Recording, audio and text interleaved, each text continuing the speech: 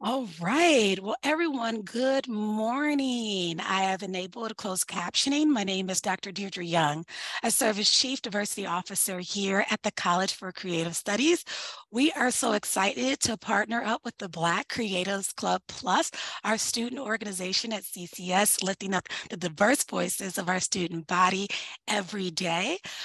We are particularly excited to connect with our three alumni today, actually four, because our moderator, Evan Lockhart, is also one alum as well. So we're going to be going through the conversation. Before I go to the bio, I just want to briefly just acknowledge for a moment the space in which we occupy. As you all know, CCS has our land acknowledgement statement where we just acknowledge the Council of the Three Fires and the 12 federally recognized tribes that are here occupying this space and continue to occupy the space at which that we have the privilege to live, work, and play. So for a brief moment, I'd like for us to just acknowledge that and acknowledge the work and just have a brief moment of silence.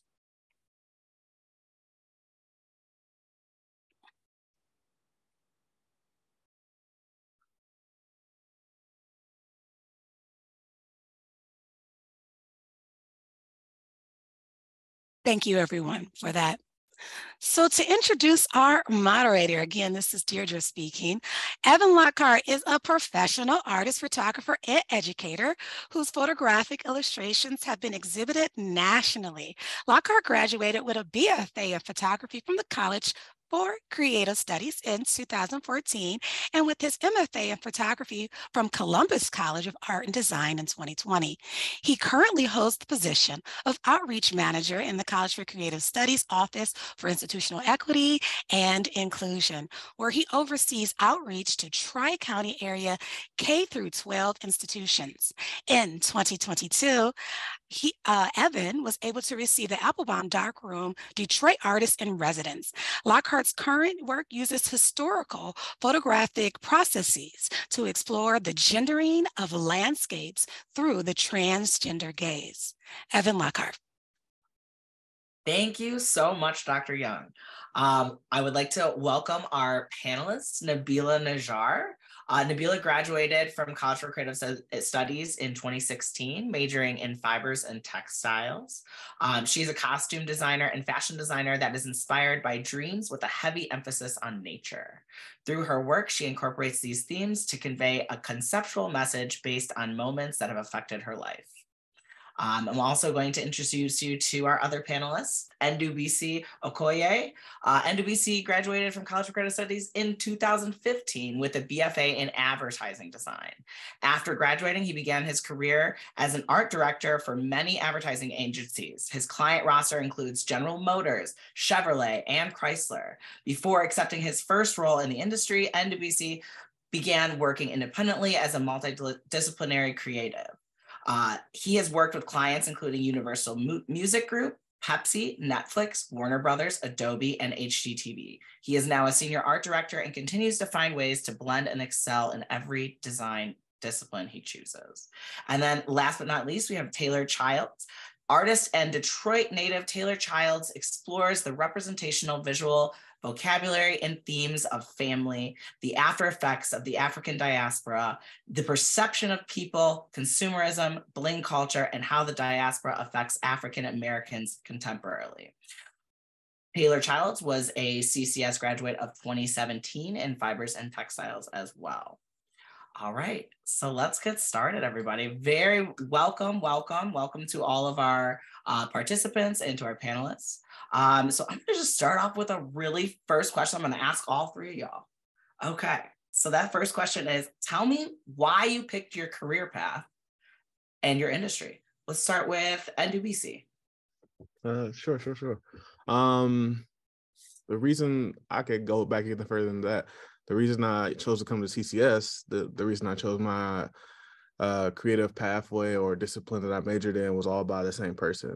Sabrina Nelson was the one that introduced me into advertising design. Going back to my 9th grade year of high school at Cass Tech, I studied graphic design, wrote poetry, was a slam poet for a while, and did a bunch of different illustration work on the side of all of that stuff. So when I didn't get my dreams of being a football star at U of M, I just applied to their art school, and their art school was like, "Nah, you should probably go back and do some more work, spend a year just like beefing up your portfolio." Then I was like, "All right, cool, that's not the plan." Then I went to speak with somebody at CCS at U of M. They were like, "Yeah, maybe come through, let's talk." Then I didn't follow up on that. And then CCS came to Cass Tech for recruiting day, and Sabrina came and talked to me. She's like, "Hey, I don't know if you're like interested in art or anything like that, but we were just talking about music." And her love for music and her love for creativity led me to apply. And then from there, she reviewed my portfolio, and she was like, "You do all these different things, maybe combine them into telling stories." So that's what led me to advertising design. Amazing. That's fantastic. All right, Taylor, same question. What made you pick your career path and your industry? Initially, I wanted to be a psychologist, but I always had a gravitation towards creating and design. I was the first graduating class of Henry Ford School for Creative Studies, which is located in CCS. So I had people like Sabrina and Cliff Harris who would knock at my door. And I did a lot of programs because I naturally loved art and loved to create. So my senior or junior year, I really was pulled in that direction. My teachers was like, "It makes no sense why you're not going towards a design career." More specifically, I didn't want to do design because I didn't think it would make a profit at that time. But as the city started to shape and shift, as well as Detroit started to get more opportunities, and being in the building of CCS, I was able to be around a lot of opportunities that my teachers gave me, as well as they were artists, and they connected me with a lot of programs. I started to see that art could be a thing that I not only love, but I can have a career in. Awesome. Thank you, Taylor. And then last but not least, Nabeela, what made you choose your career path? Well, I kind of have known since I was a kid. I come from a pretty artistic family. My mom actually graduated from CCS, and she actually homeschooled me and all of my siblings up until college. And so we were always like pretty creative. So I knew I was going to be into art. I didn't know that it was going to be like where I'm at now, as far as like ready to wear or like doing like all these different installations. But I knew like from the moment when I was about 5 years old, and like my dad was teaching me how to hand sew, and I was like making clothes for like my Barbie dolls. I was like, I want to be a designer. I want to like make clothes. I didn't know it would be for people. Um, but as I got older, I just knew like it was always going to be something involved in fashion. I didn't know I would go into costume design. And I feel like I'm kind of more of a costume designer than a fashion designer. But I try to like mix both of them because my work is pretty odd. And I think CCS like also like helped me to, figure out more so like what my path was truly going to be, I guess. Awesome. That's fantastic. And, going off of that, so I saw your DIA sculpture and the feature that they did of you. How did you go about getting that opportunity? And can you tell us a little bit more about the opportunity? Yeah. So it was honestly, it was kind of random. One of this person who I kind of known, his name is Nathaniel Wallace. He works for the Founders Junior Council. He actually had like found me and like emailed me and was telling me about like this the Labor of Love exhibition, and how they were going to be having like this opening reception, and how they wanted to like incorporate someone local with the DIA. So when they reached out to me, I was like, it was pretty surreal, like crazy. But that's how I like got that opportunity. And honestly, I can't even remember how exactly he found me, but like that's who's the one who reached out to me about it.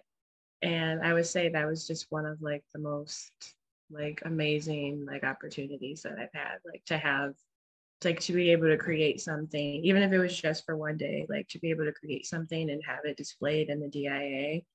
It really just confirmed like, okay, I'm in the right spot. This is what I should be doing with my career. Fantastic. Dude, that's so cool. I have like the same question essentially for Ndubisi. Tell me about Tweety Bird, y'all.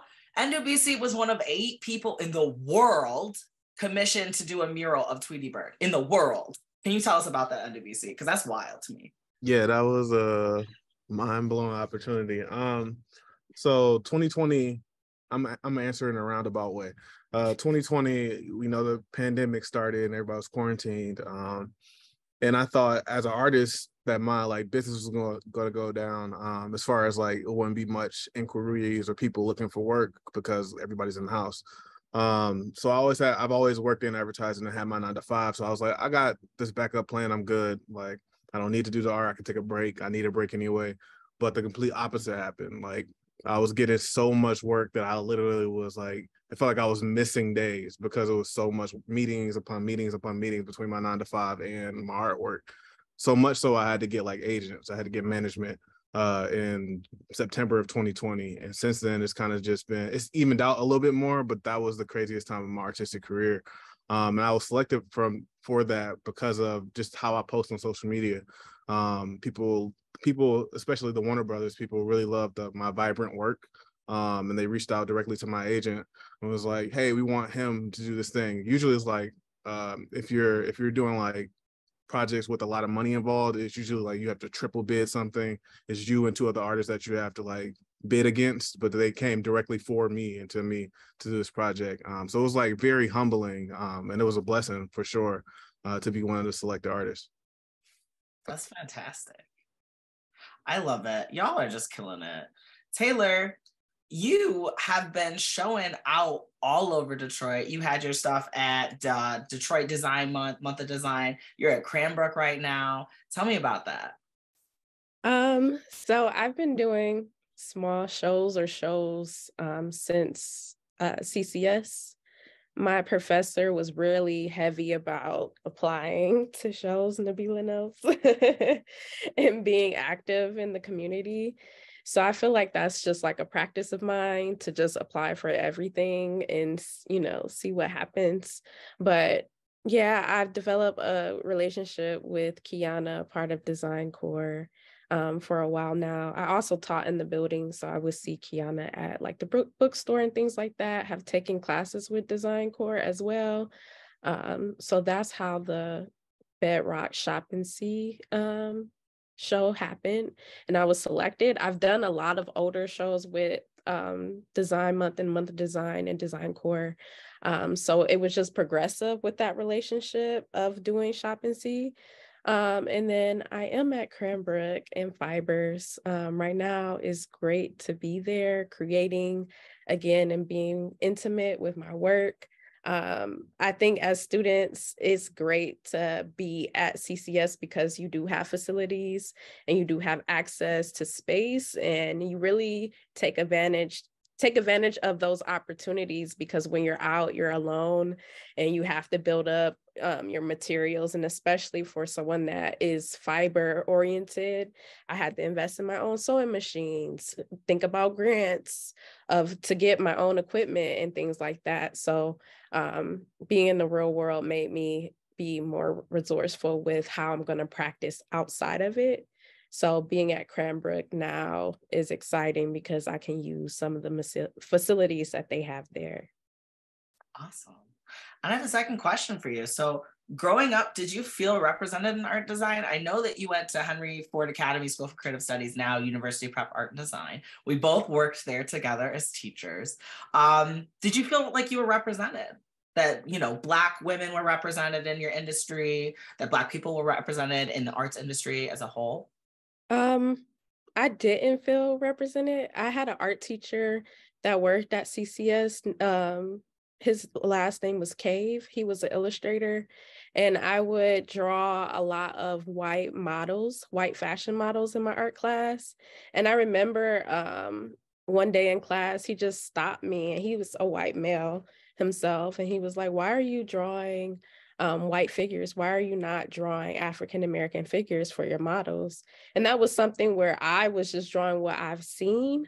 And then as I grew in my art career, high school level, I started taking classes at CCS, and I had people like Nabeela's mom, Miss Mary, and thinking about those classes, it was just really great to see someone that was an African-American woman that was at CCS teaching and following her passions. And then also having Sabrina Nelson and Cliff Harris was at CCS at the time. Those were like my pillars for how I navigated CCS. And it seemed like they understood issues or things that I was feeling that a lot of my other professors couldn't relate to. So I think it's beautiful when you do have diversity, because it makes unseen people feel seen. So yeah. I love that. That's fantastic, right? Because like what we do as artists, we try to make ourselves and our cultures visible to everybody else, right? And so in that, I want to ask you, Ndubisi, how do you think that Blackness and diversity advances the art and design industry? I just think that I feel like no matter what industry, I feel like it should reflect the world. And the more diversity and the more people you have from different cultures and races, the richer it can be. If especially for my industry, advertising specifically, I think diversity is an important part and needs to be a bigger part of the work that we do, because we want to sell things to people. And if you don't have those people in the room that you're trying to sell to, then you won't have a perspective. So yeah, I just think it's vitally important to have diverse spaces. It just makes the work richer. Yeah, I agree. You know, like my artwork is completely driven by my trans and my Black identity. Like that is what I use as a creative. And I think that as artists, especially Black artists, it's our job to make sure, right, that the young baby Taylors in this world are coming into CCS and drawing models that look like them, right? So Nabeela, I want to talk to you about your first art and design job. What was like the physical makeup of the team? You know, like racially, gender-wise, sexuality. What was the makeup of your team? Honestly, my first art and design job, honestly, I would say it was at CCS. CCS actually was one of my first jobs. I was working with community arts partnerships. I was like maybe 15 and I was kind of like assisting my mom. And so working with CAP, like already working at CCS, like for that to be like my first job, it was pretty diverse, you know, to be working around, because like CAP and like even like Design Corps, like all they have like such a diverse team, and like that's like what their like sole like focus is on. So my first job, like I felt like pretty comfortable like working amongst like various different people who were, you know, in the same field and like just creative. Yes. Yeah, that makes sense. it totally makes sense. I also worked for CAP for years. We worked in tandem. We worked there at the same time. Really? And I worked there with your mom as well. So oh wow. a wonderful, you know, and that CAP is one of the ways that we're, you know, as a school trying to like secure our commitment to the city, right? By like providing this arts education after school. I always had a blast teaching. It would be fun. Yeah. It was so fun. I used to like go and like help assist those classes, and it would be, you know, like Detroit public schools. And I loved like helping like the kids like with their homework, like where it was like the creative, like drawing, even like sewing, like painting. Like I loved like working with them and being able to help. Yeah, it's really just like a fantastic opportunity. And for our students out there, CAP still needs some teachers. Still apply. So Ndubisi, I actually have the same question for you. So, you know, as an advertiser, and in the advertising design industry, what was your first design, like ad job? And then what was the physical makeup of your team? So my first job was an internship that lasted to become a freelance gig at Commonwealth McCann. That was downtown. Well, it was in the Fisher Building, and then it moved further downtown. And it was predominantly white, mostly white male, but there were some white women as well. I think it was like there was two other Black people in the entire creative department of like, it had to be like 35, 40 people. So it was interesting to say the least.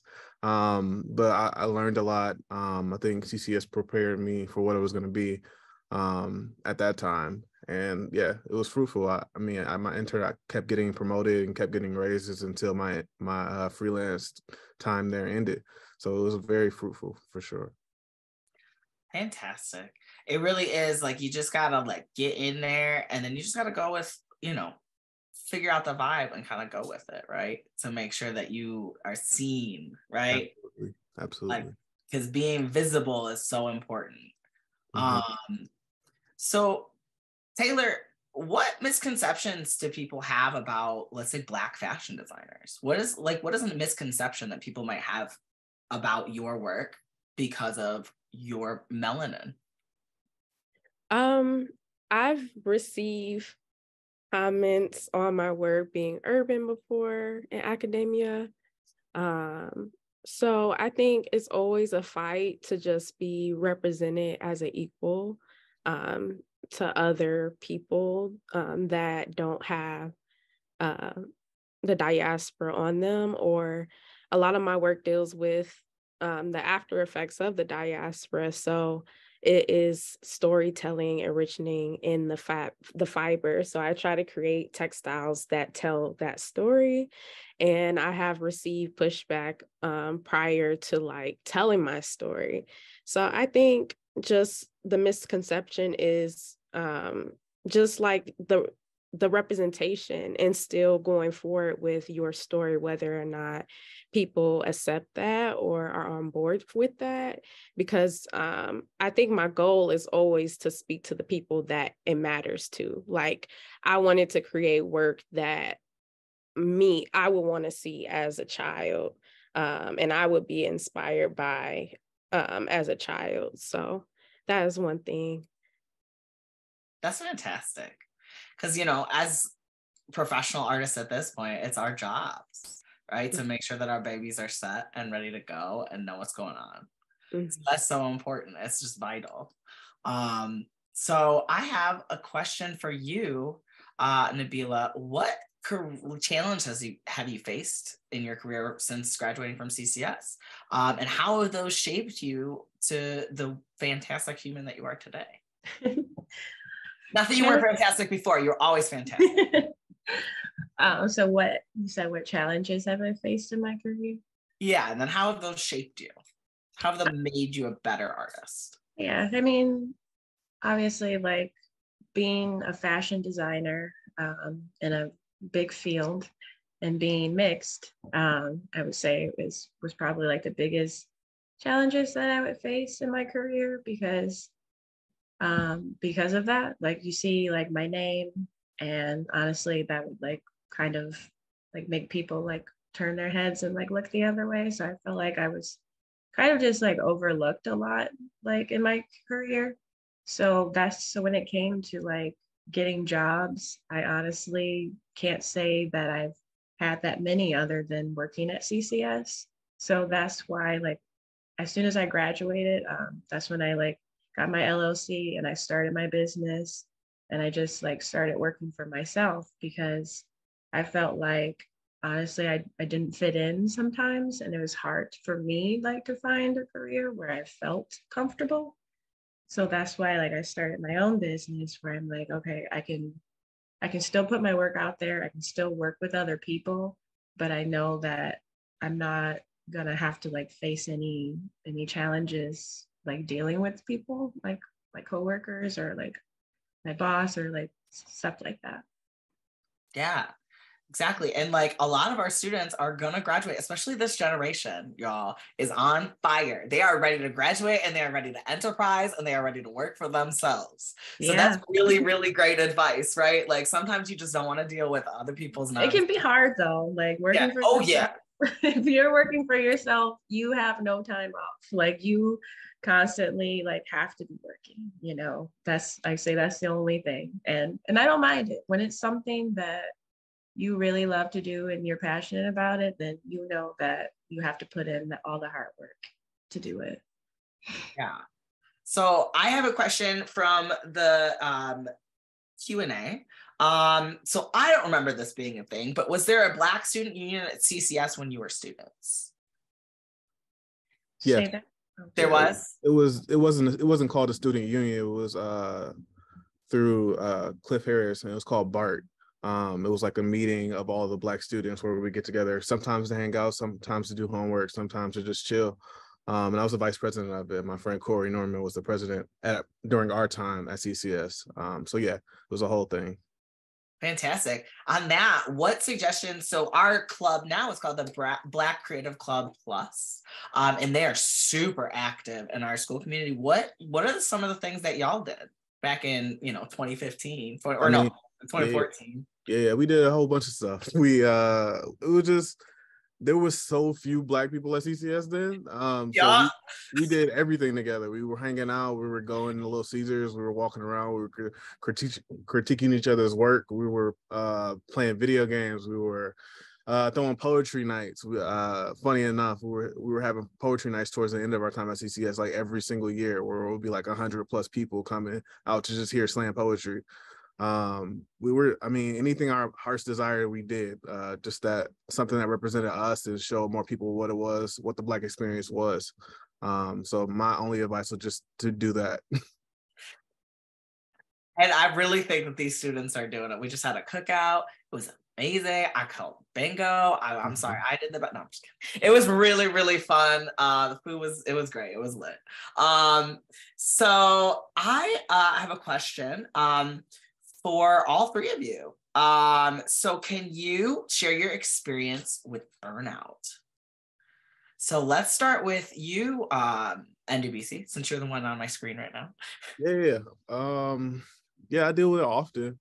Burnout, not so much now, maybe in the last 8, I've been doing this almost 9 years. So maybe earlier in my career, I experienced it a little bit more. Now I kind of have more healthy boundaries between me, my art, and my 9 to 5. And I also have my wife, who's also creative, to back me up and tell me like, you're doing too much, like take a break, relax. Because I'll like zone in and just spend all day doing something, all day, all night doing something. That's not necessarily the most healthy way to go about doing work. Even if you're hired or even if you're working for yourself, just doing your own thing. You need breaks, you need vacation, you need times to just experience life, because that's part of being creative. You need to explore, you need to try new things. So yeah, that would be my only advice. Getting some rest consistently, daily, going for walks, doing random things that you don't normally do. Yeah, I want y'all to hear that as finals are coming up and we just finished midterms. Sleeping is important, okay? Eat some snacks, like healthy snacks. Absolutely. One cannot live on Monster alone is all I'm saying. So Taylor, can you share your experience with burnout and what do you do to care for yourself? At CCS, I definitely didn't take care of myself. It would be times where I would be in class falling asleep and my professor is like, isn't it just better to go to sleep because you're not productive right now?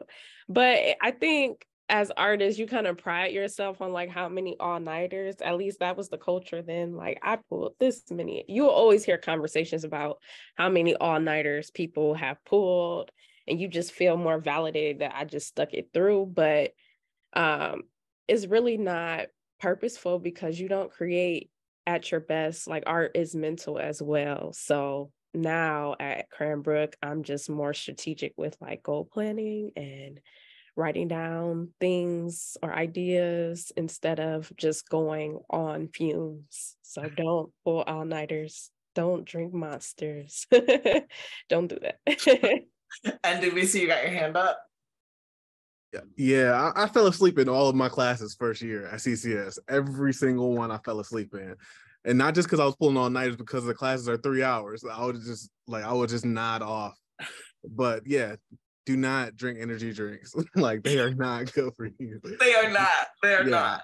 I used to chug Red Bulls back at CCS, Red Bulls, Gatorades, and waters. And towards the end, it was just water, because anything else is just too much. So yeah, get your sleep in. Nabeela, same question. What is your experience with burnout, and how do you care for yourself? So for everything they're saying, and I agree with. Me too. Honestly, yeah, my first time experiencing burnout was at CCS as a student. I would literally, like Taylor said, fall asleep in classes, pull all-nighters, drinking, like chugging Red Bull, trying to fall asleep, all jittery, and that, I know that wasn't like, very healthy for us. But it was like taking on such a big workload. I was like going full time. And at the time, some of them were kind of heartless, not gonna lie, when it came to having to take certain like liberal arts classes or like different, some instructors were not understanding. I definitely fell asleep in classes. I say, honestly, like now I still definitely do experience burnout. Not gonna lie, I still drink Red Bull, but like not as much as I used to. But I am trying to rest a lot more. But I mean, like dealing with it, I would say like just try not to take on too much. Like don't overwhelm yourself. And when you are like feeling burnout, like just rest, take a nap. I take many naps now. I love going for walks. So just don't force it, I guess. Like don't like try and like to put too much pressure on yourself. Yeah. It's really those naps, man. Yes, naps are very around. In grad school, I had an air mattress in my studio so I could take naps all day. That's nice. I love it. So I got a question in the chat. What was your favorite place on campus to go? Let's start with you, Taylor. I was a library person. Like I like to look at books, and I like the back walls by the by the street, so that I can kind of look out. I also like that area for food if I needed to go and get food. I also was a TC cafeteria person as well. Oh, those steaks though. Remember? Yeah. Remember those cook to order steaks? And I had like specific orders that I would get that did not change, but they always taste the best over and over. So good. And Ndubisi, what was your favorite? Yeah, I already answered in the chat. The TC Cafe for sure. 100. Okay, yeah. I was doubling up every order. Like, let me get double size. Let me get double drink. Like, I was doing it up. When I found out we had a chef, I was like, oh yeah, I'm over there all day. But definitely, I always enjoyed going into the WB, like that third and second floor in the main puzzle piece building. Mm-hmm. It was like, because I just never was in those spaces unless I was taking like liberal arts classes. The bookmaking classroom, the fiber section, it was fun just going up there, just hearing what was going on, smelling the smells, like just experiencing the different arts in that building. I love that. Nabeela, what was your favorite place? Yeah, I would say the library was one of my favorite spots also, because I would find this one corner where like nobody would be, and I would just like kind of hide back there. I don't know if you know what I'm talking about. But also like the fibers department too. Like I spent so much time up there, and sometimes like it would be so empty, like because it would be kind of late. I just loved like hanging in the fibers department, and also just like outside, like at the main Ford campus, before they changed the statue, well, that sculpture that they have, they used to have like these like those it was like some, what was it called, like chairs almost, but it was like stone. Yeah, I know what you're talking about. Yeah, like the stone benches. Like I used to hang out there with my friends, just like we would sit there for like hours, just like hanging out and like having lunch or just talking. Like the outside campus on the Ford campus was like one of my favorite spots too. I know exactly what you're talking about. That was one of my favorite spots. I spent 3.5 years in the basement because I was a photo major. So the basement dweller, for sure. My favorite place was the courtyard. Not that anybody asked, but my favorite place was the courtyard in the photo department. Ooh, it's amazing. Yeah, I love that area too. Yes. And I forgot about the lounge. The lounge was a spot. I completely forgot about that. They used to call it the Black People Lounge because we was all in there all day. Yeah, that was a spot. I love it. So you said, Taylor, that you had some pushback, right, from professors with, in regards of calling your work urban and things like that. What advice do you have for students who want to express their Black identity in their work? I think you should still do it. It's hard because I think for many artists, art is hard work, but you should still push it and maybe go to those people that are your people, like the Sabrina Nelsons, the Cliff Harrises for me on campus that can critique your work. I think in academia, especially at predominantly white institutions, sometimes it's hard to communicate some themes of diversity, or you will have pushback because people have different biases. But I do think that the work needs to still be told. And also, I think another thing that was crucial for me was my professor gave me a lot of resources to artists that look like me. And he would tell me, like, what do you want to do at CCS? What do you want to be? Now look up people who do that are of color. I also did a lot of internships with local artists like Carol Harris and Tiff Massey to have different perspectives on work. And I think those were crucial because in those spaces, I could have deeper conversations without limiting myself. Yeah, because, right, like, as we get educated and as we learn, we got to seek out sources, right, from everywhere, right? There's the academy, but then there's like everyone else, right? Mm-hmm. So our influences can't just be our professors, because if that's the case, then we've got like 5 influences for the rest of our lives, and that's no fun. And so I was blessed to have Jeremy, who's in Fibers, because he really knew that was what I needed. Mm-hmm. And he did bring in like Carol and Tiff and different people for us. And I know everyone doesn't have that experience, but I was blessed to have him in undergrad. Yeah, I think we had Tiff Massey come last year, I believe. Mm-hmm. Yep. I love it. That's amazing. Y'all are just like, we're having a great conversation. And everybody's saying Jeremy is the best. He is the best. Love Jeremy. Yeah. He is great. I do got some to add on that too. I feel like my time at CCS, I was like the king of pushback. I had strong pushback from the dean of my department, some of my teachers. I was like known before graduation, before any of that. I wasn't like hard to deal with anything. It was just that my work was so Black, like people didn't know what to do with it. So I would just say, like, just be your whole Black self. Like, the world isn't CCS. The art world isn't CCS. You're there to make connections. You're there to meet people, hang out, because those people are going to be the people that are hiring, the people that are looking for other people to work with.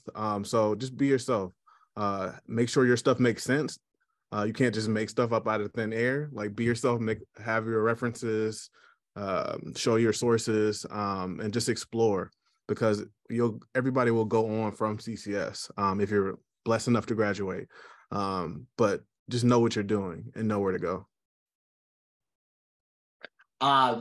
So I'm gonna comment in the chat, just be your whole Black self. Sounds like a t-shirt.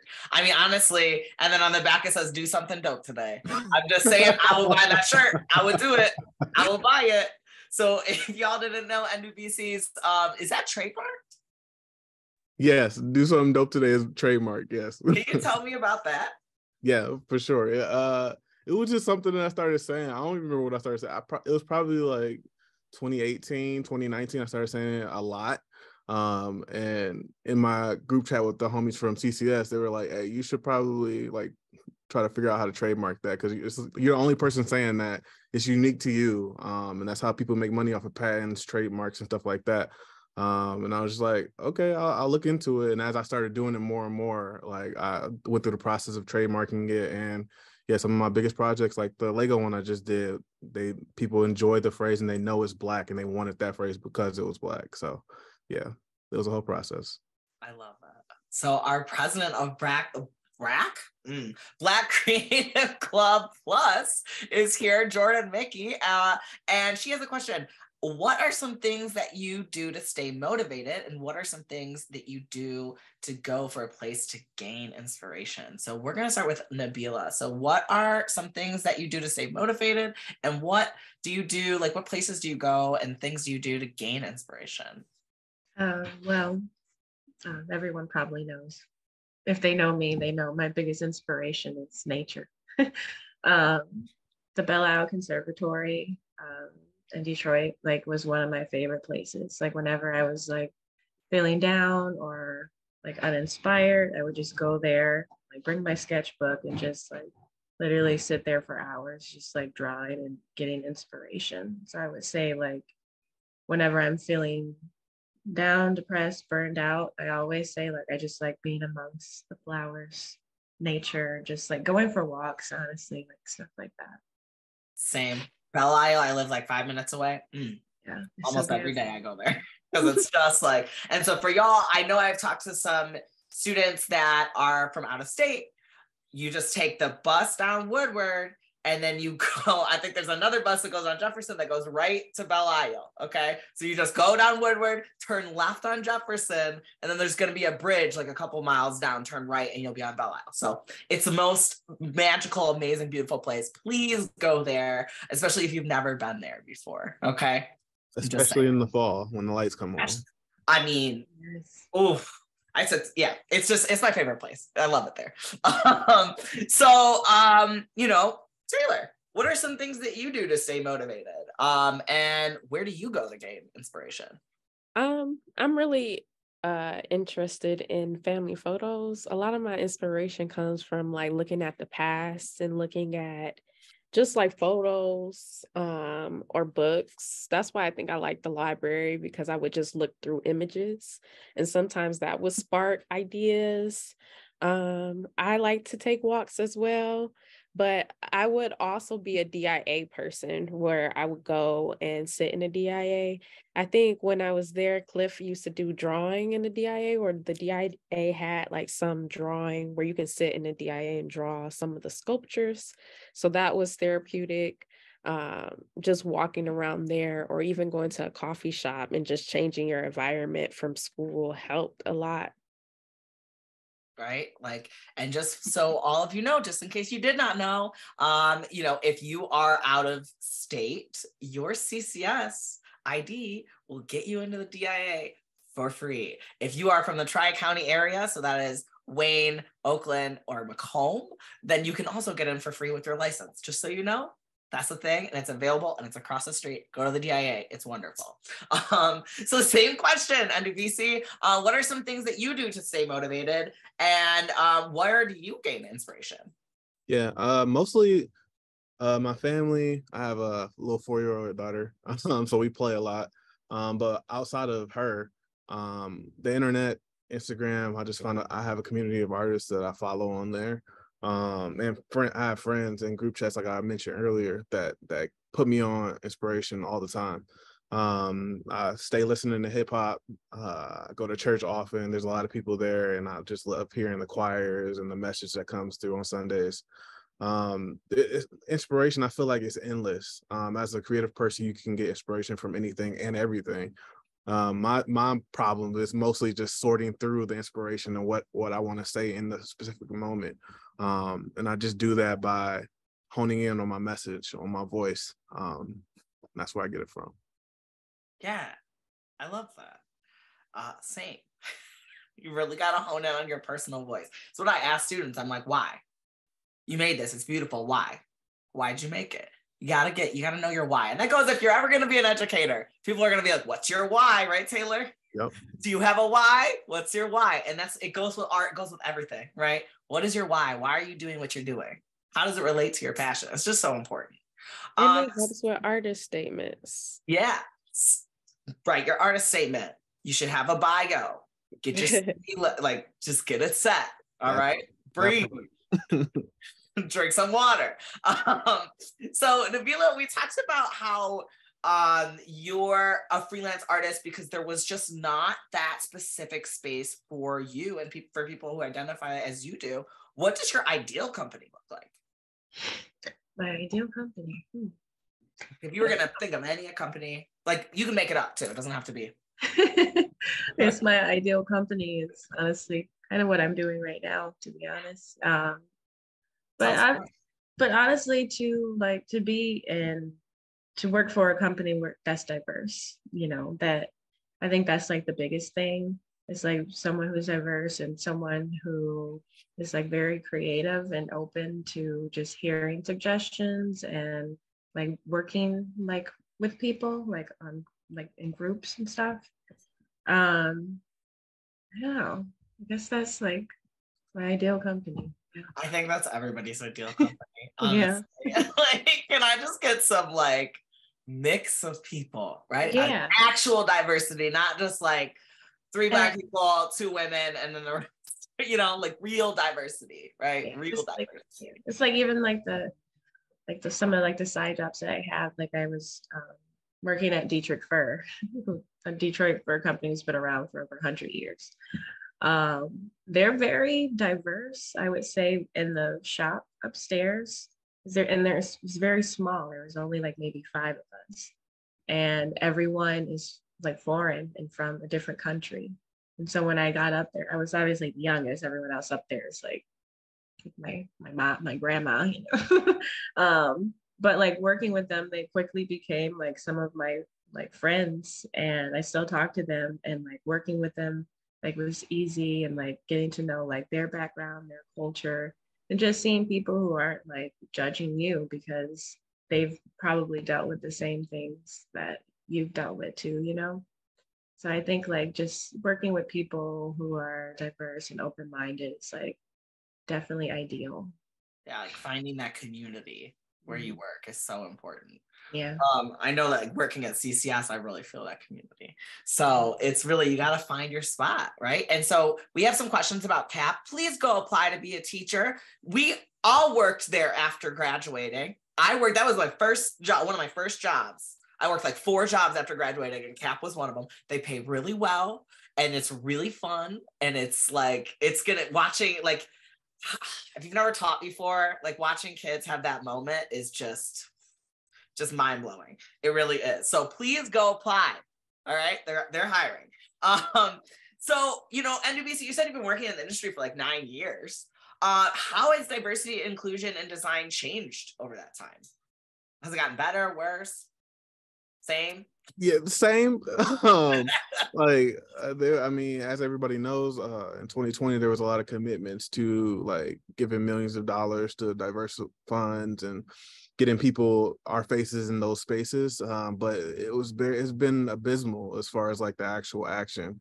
The place I work now is a little more diverse, only because it's smaller, but it's still predominantly white.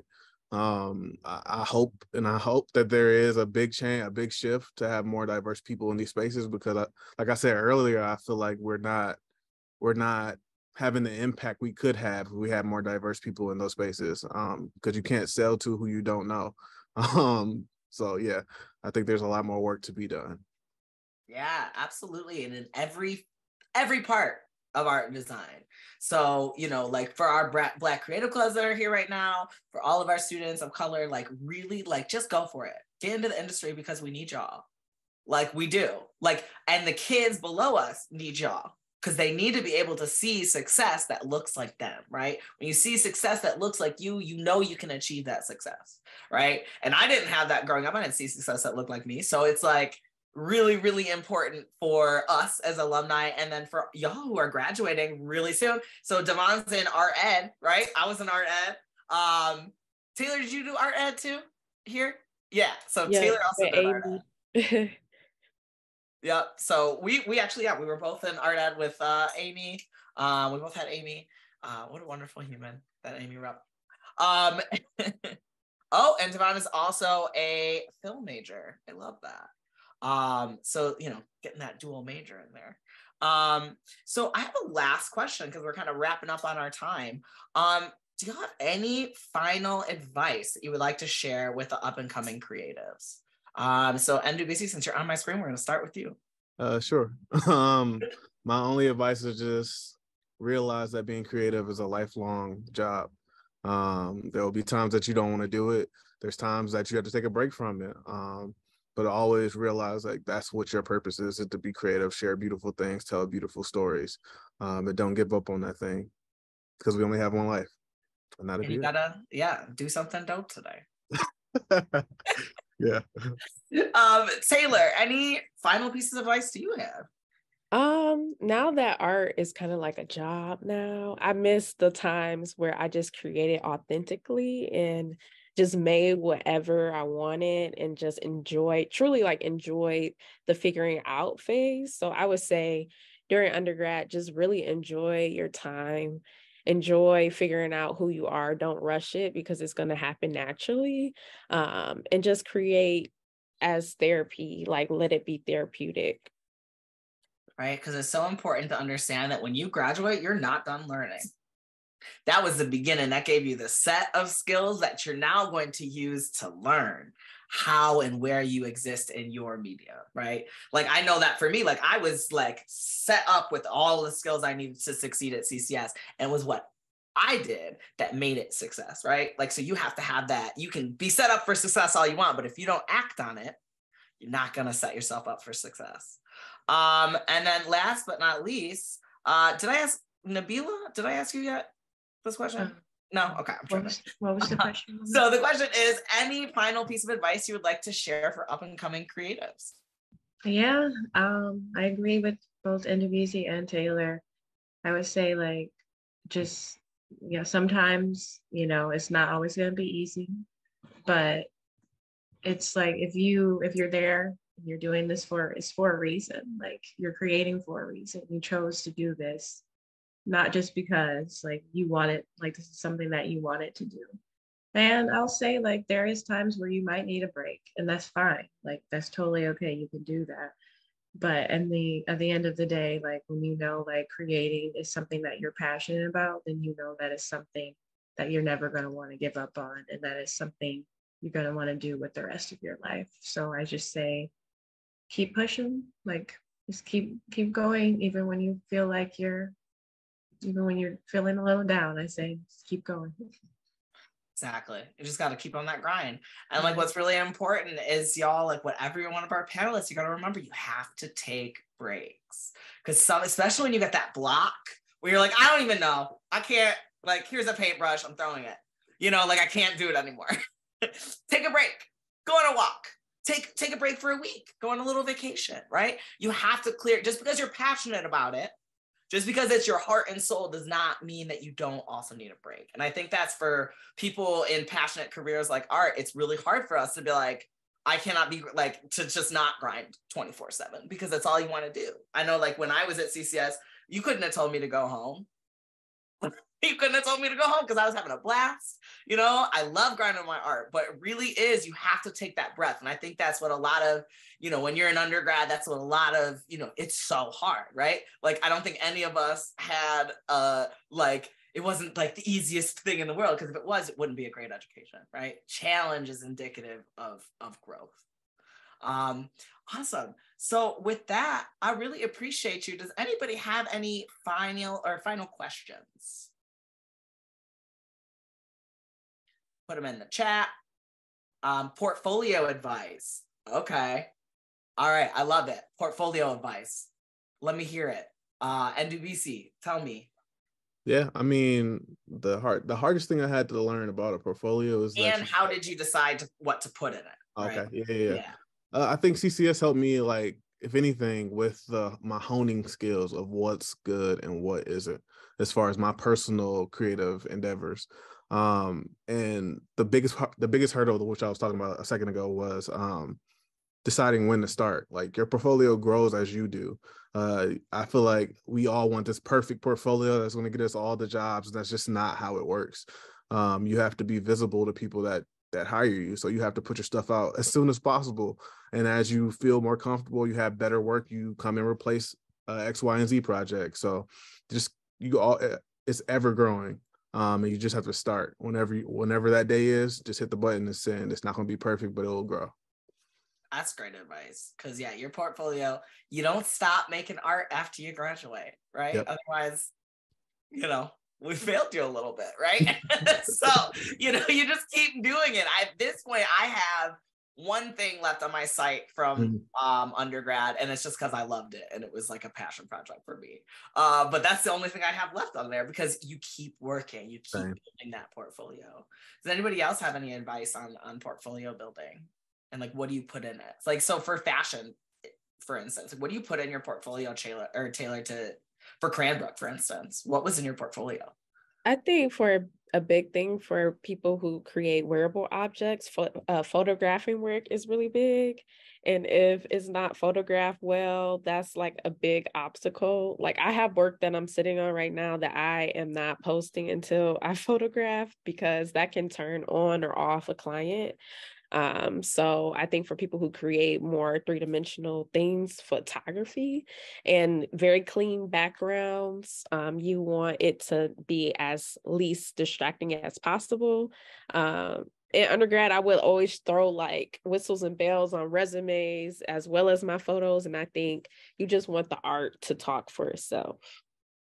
So befriend a photographer. For all of my non-photographer friends. All right. We're in the basement of the Kresge. We're there.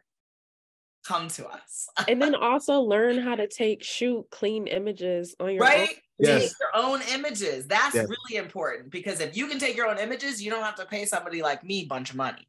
Yeah. And iPhone is a good camera. It's a good camera. It really is. So she got this new iPhone. You can get Lightroom on your phone. If y'all didn't know that, it's an app on your phone. Learn Instagram, Lightroom. I lived in the bottom of the Kresge in that photo rental area. Yeah, it was great. It was great. And then Nabeela, what's in your portfolio? How do you, get work with your portfolio?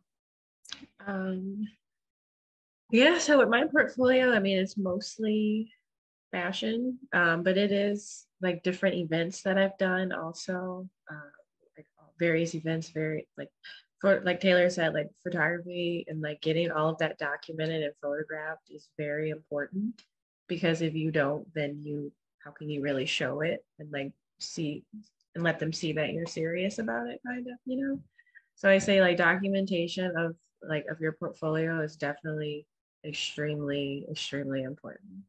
Yes. And your pictures of your garments are just. Yes. And that's I say like definitely as a photographer. I'm lucky because my sister went to CCS and she's like my designated photographer. I do love working with other people, but like having a sister who's a photographer, like that like helped tremendously. Well, I mean, that like the work is stunning. Like y'all compliment each other. I love it. Okay, so that was fantastic. Thank you all so much for joining us for our second annual Alumni and Industry Panel for Black History Month. Your insight was so great and fantastic. And we've got like clapping. The students loved it. Our admin loved it. It was fantastic. Staff, faculty, we're going to share it. It's recorded. So we really, really appreciate everything that you guys have given us and all the insight. And I really, really appreciate you. Yes, and just a shout out to Evan, our outreach manager, for being a great moderator. We also appreciate you. And I also want to draw everyone's attention. We still have more alumni events, okay? It's always happening. But I want to tell y'all that just on March 1st, like tomorrow, we're going to have the Woodward Lecture Series with Mario Moore, everyone, a Detroit painter and CCS alum, Mario Moore will speak on his life and artistic career as a part of CCS Celebrated Woodward Lecture Series. So I invite all of you come in person. It's going to be in the WB Ford Auditorium at 6 p.m. tomorrow. I'd like to thank all the students, staff, all of our administrators that joined us today. Again, this will be recorded, will be on our website. If you click on diversity at CCS, right at the bottom on the left-hand side next to the Office of the President, you will see this recording and probably the next week. So we are so excited to continue the conversation. If you want to reach out to any of our panelists, please reach out to Evelyn or I, and we will get you connected. Thank you all. Be safe, be well, and we look forward to seeing you all again at the next CCS event. Bye, everyone. Thank you, everyone.